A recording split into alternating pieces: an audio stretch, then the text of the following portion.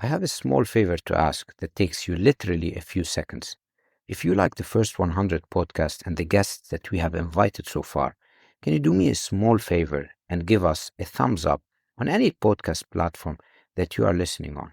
It helps the podcast more than you think, because the higher we go on the ranking, the more interesting guests we can invite. Thank you again for your support. Let's do it. Let's do it.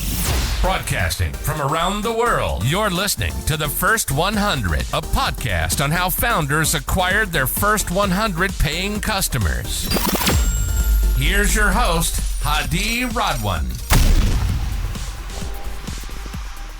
This podcast is sponsored by All-in-One, the premier fantasy sports site that is on a mission to bring all sports fantasy games under one roof.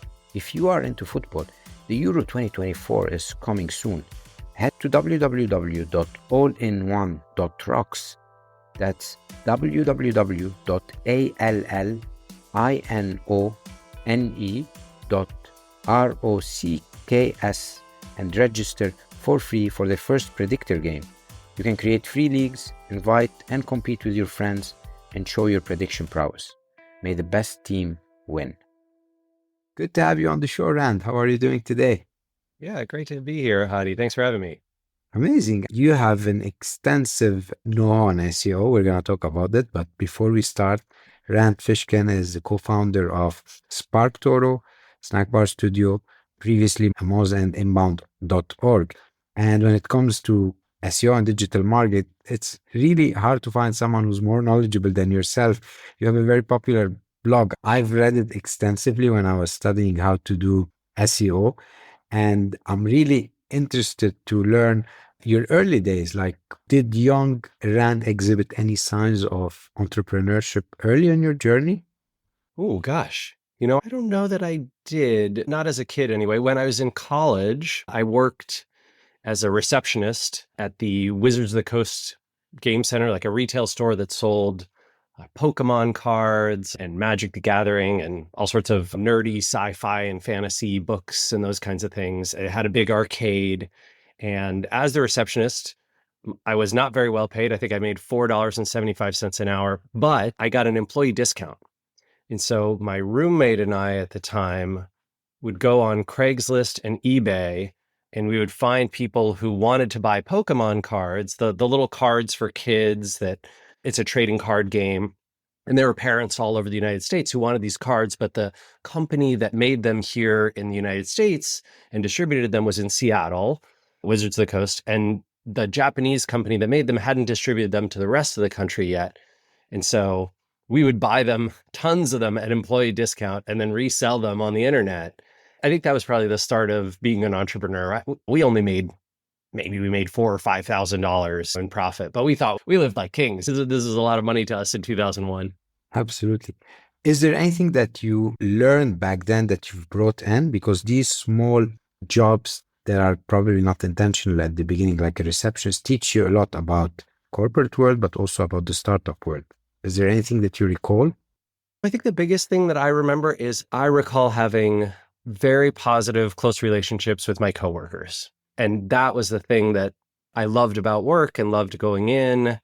It's strange to say, I can't remember. Maybe I had someone I disliked there, but my memory is I liked everybody. I liked everybody that I worked with, thought they were great. Occasionally over the years, I'll run into someone here or there, and that's always a really fun experience. So I think I've been looking for that for a long time. When I first built Moz, it was a tiny little company. Started as two of us, just my mom and I, and then we added a third and a fourth a few years in, and it stayed less than 10 people for probably the first 7 years. So very small company. And then of course took venture capital and went crazy in terms of growth. But I loved those early years. Sparktoro is only 3 people. I love our tiny team. Amanda, Casey, and I have just a wonderful time building this company. Snack Bar Studio is 5 co-founders, including myself, and that, again, incredible team. Love working with them. So I think for a long time I've been attracted to that small company, tight-knit group of people who care about each other deeply, both personally and professionally. Amazing. I think what we can talk a little bit later about the art of having a lean team versus when you get a lot of funding and you want to grow at any cost, where you have a lot of people as well coming in. And we've seen what happens when you're in a downturn, you start firing people. But I'm intrigued before that to learn, how did you start Moz with your mom? Yeah, so the company actually started as her company. She'd been doing a solo marketing consultancy, helping people with like business cards, letterhead, logo, advertising design in local yellow page ads, right? Because she started this in 1981, back when that was a serious channel that businesses used and needed. And then in the late 1990s, I started designing websites. She brought home some software. I had a early copy of the Mosaic web browser. And so was getting online after playing around on bulletin board systems and stuff like that. And then got a copy of, what was it called? Microsoft Front Page and Macromedia Dreamweaver. And so I was playing around building websites. I wasn't a designer or a developer, but I could muddle my way through. And I thought, I really want to build websites. I think the internet's so cool. It's such a wonderful place where people can express ideas and find information and connect with each other. I love the promise of the early internet, and I was terrible at it. Hadi, I was so terrible at it. We went deeply into debt. We couldn't get clients. The clients that we did get weren't paying us, most of them. We were just in a bad situation. I think by 2004 or 5, we had $150,000 in credit card and bank loan debt for this company that was making next to nothing. Matt and I, the programmer who worked with us, would trade months where we took paid checks. Like, okay, I'll take $800 this month. You take $800 next month. It's just awful. It's terrible times. And then, we found SEO. And that was totally by accident. We essentially had SEO subcontractors. I'd build the website. Matt and I would build the website. The SEO subcontractor would come in and do some optimization and help the site to rank well. And then we couldn't afford to pay the SEO subcontractor, but we had promised the work to our clients and we needed the money. So I had to do it myself. And it turned out that was something I was really good at. Got very good at SEO at an early time in the lifespan of Google, especially, but all the other search engines too at the time: MSN search, Yahoo search, InfoSeek, Lycos, Stogpile, Ask Jeeves still had a lot of traffic at that time. And so I was helping all our clients get into these search engines and get rankings and get traffic, which led to business for them. And I wrote about it. That was the thing that really made the business took off, is that I wrote about it transparently in a very early form of content marketing, right? I think this is 6-7 years before Joe Pulizzi comes out with his book, Content Marketing, and the Content Marketing Institute and the conference. We were doing content marketing, right? I was blogging 5 nights a week and sometimes making little videos that we put online so that people could learn SEO from us, because I was intensely frustrated that Google wasn't providing this information to people. I thought that it was their obligation, like good technical documentation. If you want to rank well in Google, you should be able to go to Google's website and they should tell you exactly what to do. Like, what are the business things that you can do and follow? Obviously, a decade, 15 years later, they started doing more of that. They now provide more information, but at the time, there's nothing. And so Moz, this website, it was called SEOmoz first, became a very popular destination for people who wanted to learn SEO. That transformed the consulting agency from a web development shop to an SEO consulting shop. And we were able to pay off our debts and get some growth before turning to software. Amazing. I mean, if you go back to those days, do you think that Google were intentionally doing this, or they had an algorithm, but it was so good that they didn't have time to actually document it? And then you're doing trial and error, I guess, to figure out, like, if I do all of these things, then I would rank higher. And then you also have some customers to test this on, because you would see leads coming in, then, okay, this is good feedback for me. I've done something right. Then I can blog about it and then more clients come in. So it's like a flywheel, but it was a difficult flywheel because it wasn't obvious, right? Yeah. Let's see. I think the relatively easy part of it was, at the time, testing things in Google was not that difficult, because as compared to today, with a lot of machine learning and large language model systems and just the overwhelming quantity of content on the internet, the sort of fuzzy matching that they do through vector models, all that kind of mathematics and software engineering stuff means that today it's much harder to test something, A/B test something. But back in the day, you could throw up page A and page B on the same website, link to them both from the same page, and then figure out, oh, does a link higher up on a page matter more to Google's algorithm than a link lower down? Oh, wait, Google only counts the first link's anchor text to a page, and we could test these things and throw stuff at the wall and then prove it and show it on the blog and invite anybody else to test it and talk about it at conferences. And those kinds of things helped to build up Moz's reputation. And because the rest of the field, the rest of the consulting field at the time was very secretive, most SEO consultants, this is back in the early days, now it's not true, but back in the early days, felt that their value was the knowledge that they had. And so they didn't want to share that with anyone, right? It's, hey, you hire me for my specialized knowledge. I don't publish and publicize that. And so we were a weird outlier. For whatever reason, I was passionate about sharing transparently. I just couldn't deal with making this stuff secretive. And so that helped build the reputation of the blog and of the company and got us, I think probably by 2007, which is when we launched software, we had maybe between 8 and 10,000 subscribers to the daily blog. So a good number, not a huge number by today's standards, but a good number of people. That's amazing back then. But I think it's like a self-fulfilling prophecy, because essentially you're writing about it, you're looking as an expert in the field, and there's a tranche of customers who don't want to do it themselves. They want to read about it and know that someone else can generate leads for them, and they'll be happy to pay for it. Well, and the interesting part, Hadi, is let's say of the 10,000 people who subscribe to the SEOmoz blog, I would guess somewhere between 100 and 500 of them were potential customers. The rest of them were, very frankly, competitors or in-house SEOs, right? They were people who were applying that knowledge. They were very grateful for it. They appreciated, used it, liked it, commented on it. The Moz blog comments were often talked about as like the best place on the internet to learn SEO, because there'd be hundreds of comments where people going back and forth about different topics and sharing their own expertise. So it wasn't that these were perfect customers for our consulting business, but they turned out to be perfect customers for our software, because all of them were doing SEO like us, and they needed ways to automate and improve their workflows. And that's exactly the kind of software we built. We built software so that we could automate checking rankings and getting the PageRank score for a bunch of pages and comparing all the metrics for my website's page versus my competitor's website's page. And what do they have going on? Oh, I see they're doing a better job with related terminology, or, oh my God, my page can't be indexed by Yahoo, or whatever it was, right? And all those kinds of things, all those kinds of software pieces were a perfect fit. And so when we launched software, which was February of 2007, it was junky as heck. Like if you looked at it today, you'd just pinch the between your eyes and go, oh my God, this is pathetic. This is the saddest software as a service I've ever seen. But there was nothing else. There was nothing else out there. Nothing existed for this huge cohort of people. And we reached them, right? They were already subscribed to our blog. So we launched this, and by, I want to say July or August, we looked at the financials and said, holy crap, the software is making more money than the consulting. So that was when we realized, hey, I think we should be a software business.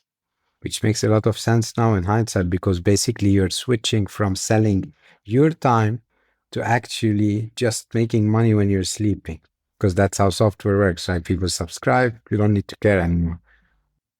This is true. I would say I've talked to a lot of people about this, right? About services versus consulting. I have a whole chapter in my book about it. Sorry, about services versus product. Many people assume, and falsely, that a product business is an easier business and a business that is higher, you'll make more money doing it. Now, I would say that in some cases this is true, but over the course of my career, I've talked to literally thousands of agency owners and consultants, and hundreds, many hundreds, if not thousands, of owners of product businesses, software as a service businesses, subscription businesses. And the math does not pan out that way, right? Like it turns out I have 24 friends who made more over the 15 years, the period sort of 2003 to 2018 that I was running Moz, than I did at Moz, this software company, a software company that reached $50 million in revenue, had an 85% gross margin, was growing for a long time, 100% year over year. But my salary was far less than the LLC profits that they were taking home on their services business. That's really surprising to hear, but thank you for sharing the story. As you said, at a point in time, you stepped down from Moz, and you talk in your book about also the challenges you had also on the mental side of your side.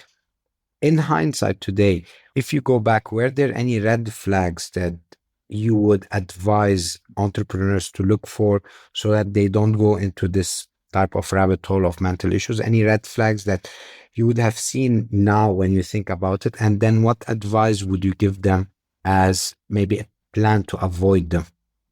One of the things that's certainly true is I tied my personal identity and happiness to my company's growth rate. I'm not even going to say success, but growth rate and sort of ability to please our investors.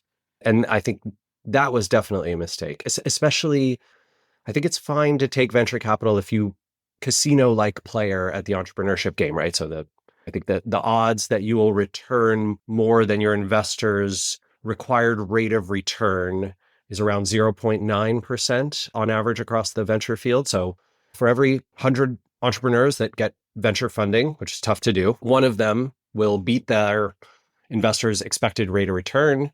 4 or 5 of them will do okay, but not exactly what the investors are hoping for. And 94 of them will fail in some fashion, return less than the capital invested, maybe return 1.2, 1.5x, and usually have a real bad time doing it, oftentimes losing their company, shutting down, being kicked off their company's board, out of their CEO role, all that kind of stuff. And you can see those stories exist, but they're not told a lot because they don't serve anybody, right? The venture capitalists don't want to tell those stories. It makes them sound terrible. Entrepreneurs don't want to tell that story. It makes them sound like failures. Media and press is generally not interested and can't get the full story, right? So nobody's telling these stories because even though they're the most popular outcome, it's just not there. Yeah. So I wish that I personally had either conceptualized my role as being that spin the wheel, luck of the draw type of play and not worried too much about it. And frankly, been more concerned about the short-term outcomes and making sure that like I was happy and healthy and safe and making enough money. And so is the team, and not as concerned about hitting the growth rates that our investors expected, or that I'd raised capital in a different way, right? There's a bunch of ways to fund a company. Moz did not need money. It was profitable. I wanted to raise money. Very frankly, Hadi, I wanted to raise money because I thought it would make me seem like a more important, impressive entrepreneur. It was what all the cool kids were doing. I wanted to be on those stages. I wanted to be in those media articles. I wanted to be on the homepage of TechCrunch.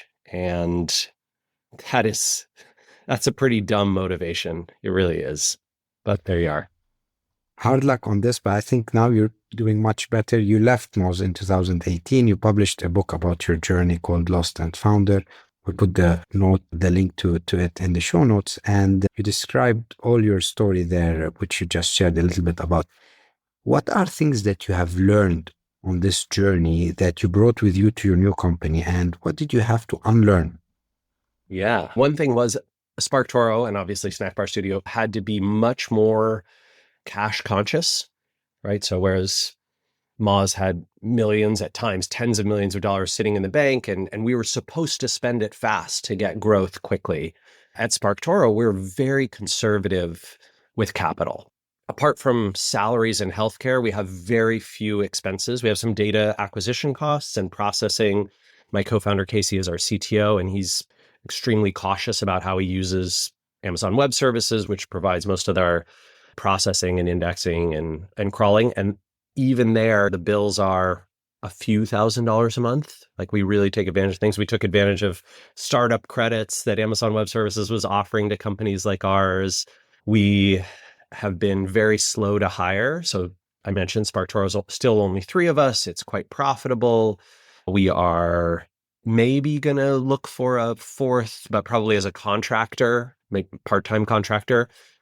And we're just very scrappy, which is very different from how Moz was run, right? The Moz, you wanted the team to be big because that looked impressive. And the whole point is you want to go faster rather than you want to conserve cash. And so you're trying to make a lot of risky bets and hoping that a few of those risky bets pay off. So that's something big that I unlearned. Obviously, how you raise money. I didn't want to raise venture, but I didn't have the money to start Sparktoro myself, right? Casey and I, maybe we had a few $100,000 in savings collectively, but that's not enough to put it in there. And that money, that's how we're going to pay the mortgage and like put the bills, and Casey's girls got to go to college and all that kind of stuff. So we raised money in a very unique way, actually from a lot of folks like yourself, right? From other entrepreneurs and founders and people we knew through the business world and that I'd met in the marketing world during my years at Moz. And those funding terms were quite different. So we raised 1.3 million from 35 angel investors. They own about 26% of the units in the LLC that is Sparktoro. We have to send them K1s every year. So there's a few like tax things that are funny. But last year we repaid our investors their 1.3 million. And now every year going forward, we have the option to pay dividends out, and we'll probably pay them every 2 years, maybe every 3 years. We'll make a dividend payment to our investors based on the profits and how we want to reinvest, how much cash we want to keep in the bank. Maybe someday we'll sell the company, but even if we never do, our investors can get 2x, 3x, maybe even 5 or 10x their return over the course of the next 10 to 15 years. They don't have to wait for one exit day, right? Where hopefully the company is bought and snapped up. And this massively reduces their risk. They obviously have their initial capital already back in their hands.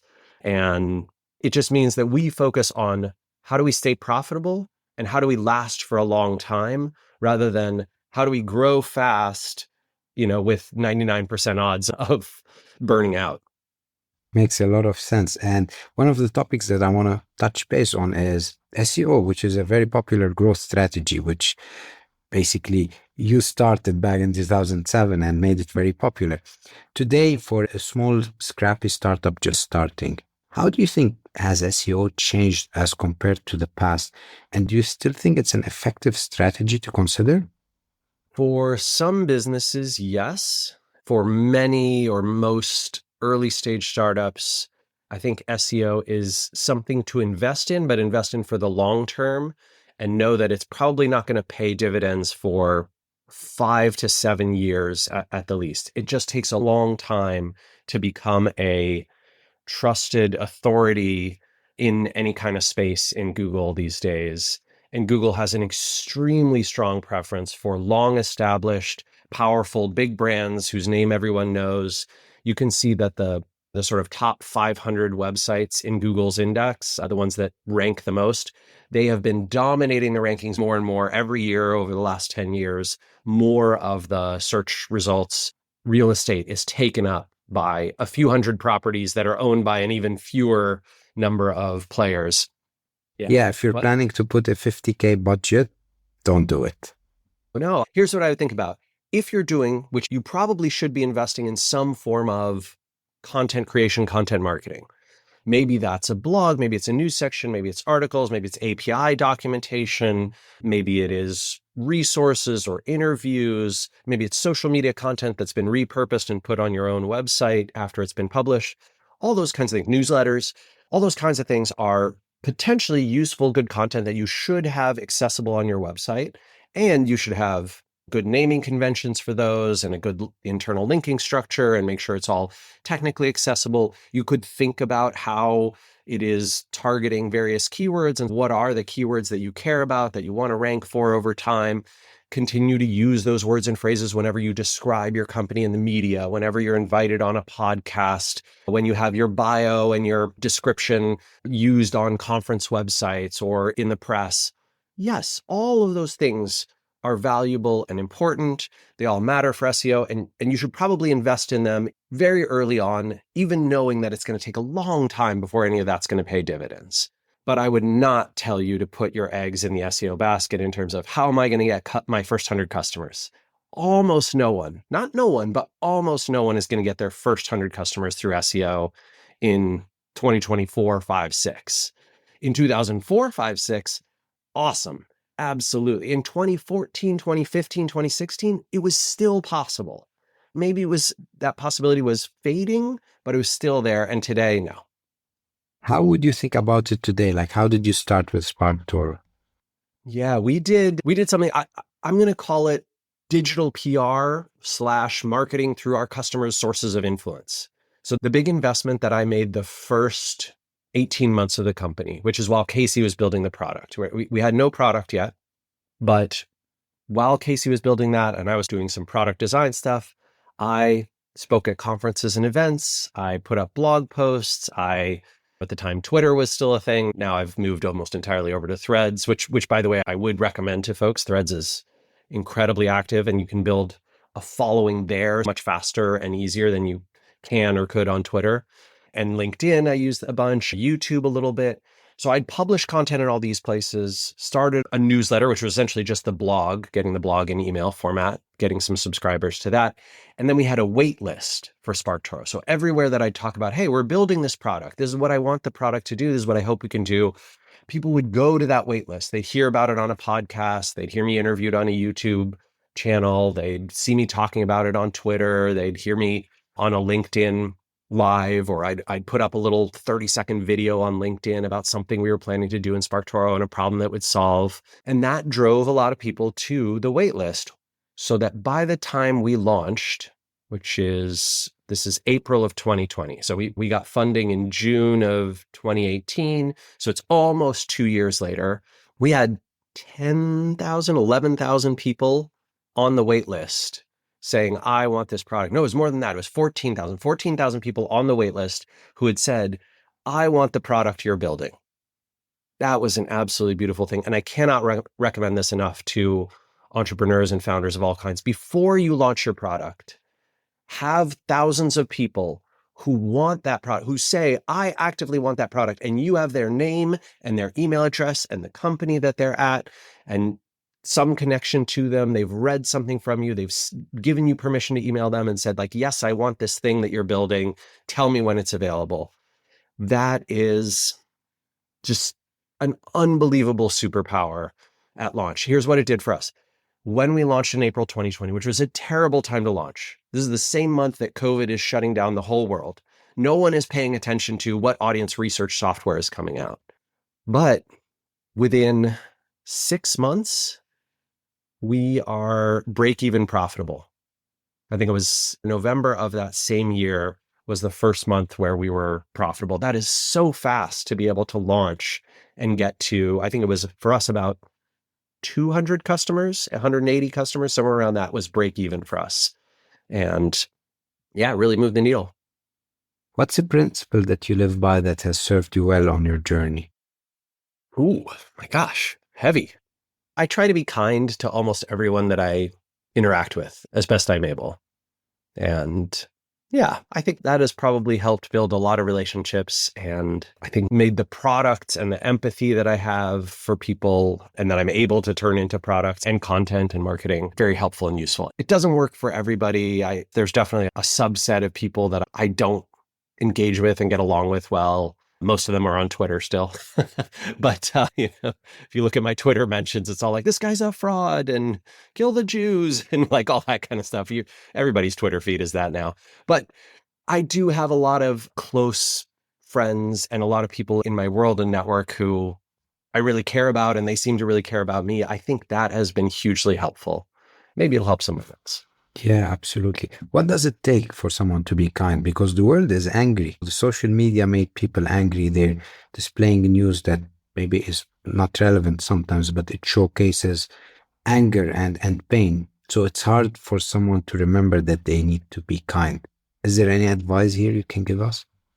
I think it's tough when you're talking to groups of people or when you are talking to random strangers on the internet, but I think it becomes much easier once you are either in person or talking one-on-one.